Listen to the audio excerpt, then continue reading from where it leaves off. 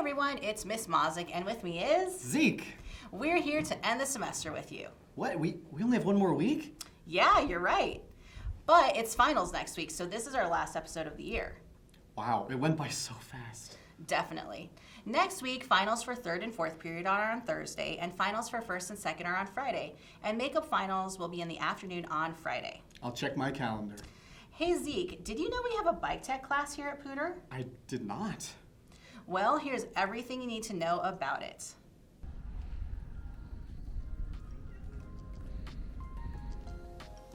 Hello, I'm here with Mr. Gulls. We're going to be asking questions about cycling club and bike tech. So, can you tell me about the background and experience with cycling and how long you've been involved? As soon as I got to Fort Collins, I went to the Fort Collins Bike Co-op to be a volunteer.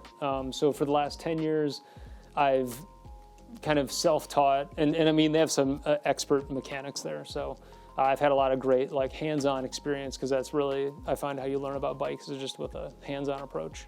What would you be doing in cycling club and bike tech? So cycling club is, we need a resurgence. We need some people to join. The goal is, if you look at the bike shop, hopefully students can bring in their bikes and work on them and make sure they're performing as best as they can. And then as a group, we'll plan some rides, a couple a year, one a month would be great. Mountain biking or road biking, kind of depending on what the group is looking for, because it's more of a student interest. And then for bike tech, it's really just wrenching on bikes. So, getting bikes in a stand, taking them apart, seeing how they work, and trying to figure out, how do we get this, machine to function as best as we can. What do you most enjoy about teaching cycling? I think probably the best part is science, because it's a science class. So bike tech counts for 10 science credits. I love the idea of a hands-on approach to learning, and a lot of our science classes don't have as much opportunity as this one does. Just because of the nature of working on a bike, you can't learn about mechanic skills through reading about it as much as other content might lend itself to. So just the opportunity to work on these machines, it requires hands-on approach, and that's kind of a fun thing to do as a science teacher.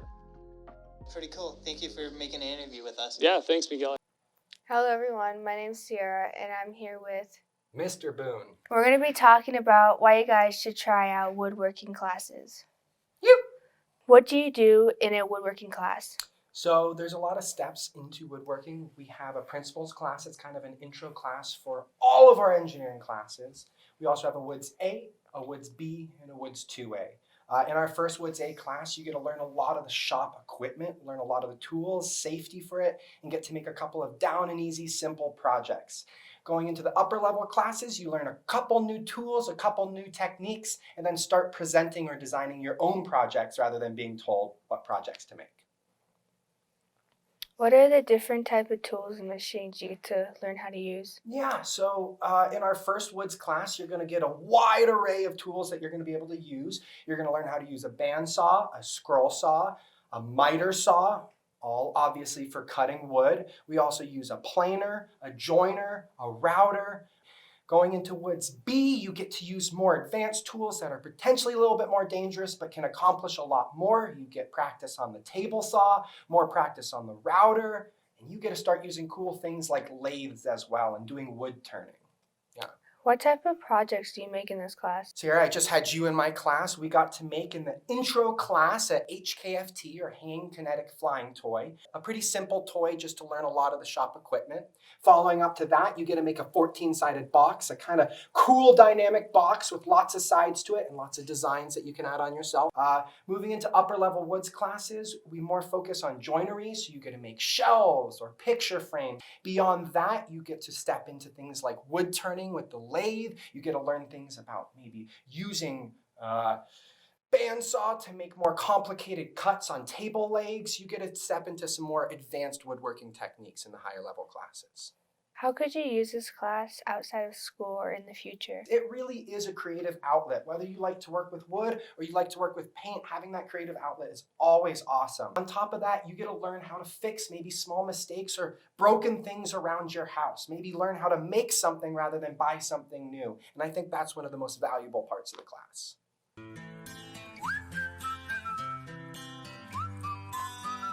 appreciate it. Neat. We also have a ton of classes in the art department. Did you have the chance to take any of them? No, I wanted to do photography, but I didn't get the chance. Bummer. Well, you can't even take them next year. But let's see all the cool options you missed out on. The Pooter Art Department has a lot of amazing classes. Let's check out some of the options. For instance, you can sign up for commercial photography to learn to take better photos, experience the darkroom, and learn Adobe Photoshop. If you love jewelry but want to save some money, learn how to make it yourself. In the jewelry class, you'll learn the fundamentals of metal rigging, enameling, and soldering. For those of you who love playing in the mud, why not try a more refined version in pottery? Learn how to throw clay on a wheel and build by hand. You'll also get to glaze things and fire what you make in the kiln. Are you more into 2D art projects? Then consider painting, animation, or drawing. In animation, you'll learn how to make animations with frame-by-frame drawings or vector shapes. In painting, you'll experience watercolor, acrylics, and oil paint, while learning to create unique art pieces. In drawing, you'll learn how to work with charcoal, pen, and ink, colored pencils, and more. Want to take your 2D art skills digital? Then sign up for Photoshop or Illustrator, where you can learn graphic design concepts to earn college credit, or take digital drawing and painting to become a digital illustrator. If you want to explore your creative side, Pooter has a class for you in the art department.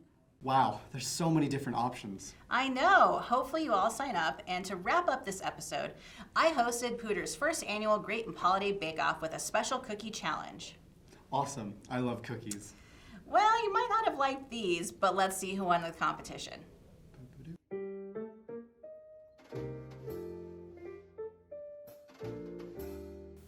Welcome to the Great Imp Holiday Bake Off. It is our first annual sugar cookie competition, and I've got 3 amazing contestants. Let's give them a moment to introduce themselves. Hello, I'm Miguel. And they're amazing celebrity coaches. I'm Andrew. You better not need any help or anything. That'll embarrass me. I'm Maverick. I guess I'm helping things out. I'm Sienna, and we're gonna win this thing. All right, so today we'll be making some excellent sugar cookies and making them nice and festive so you too can be at home. And we have a wonderful panel of celebrity judges. Hi, my name is Judge Saul. I am an experienced baker known for my sugar cookie skills. I'm looking for the perfect sugar cookie, not too dense, soft, a touch of salt. Bring it on. Hi, I'm Whisking Wilson, and I love cookies. I love them to be light and crunchy and have sugar. Oh, I'm Judge Keel. I just got kind of pulled into this. I'm really excited about just eating some cookies before break. My name is Chris Kringle, and I am quite the cookie expert. Once a year I get my fill, and I have high expectations for these cookies, but low expectations for Gen Z. Things are just not very good anymore. So we'll see what we get. No.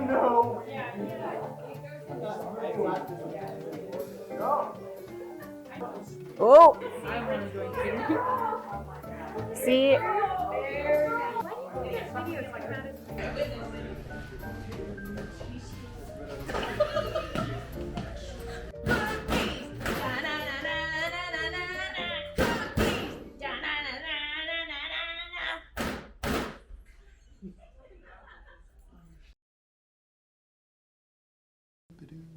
Wow, that was really impressive. It was! Congrats to Miguel on winning the Golden Cookie Award. Want to see if you can do better than our competitors? Here's the recipe. Snap a photo and send it to phstv@psdschools.org. And that's all we have for this year. Have a great break, everyone, and go rock your finals. Go Pooter!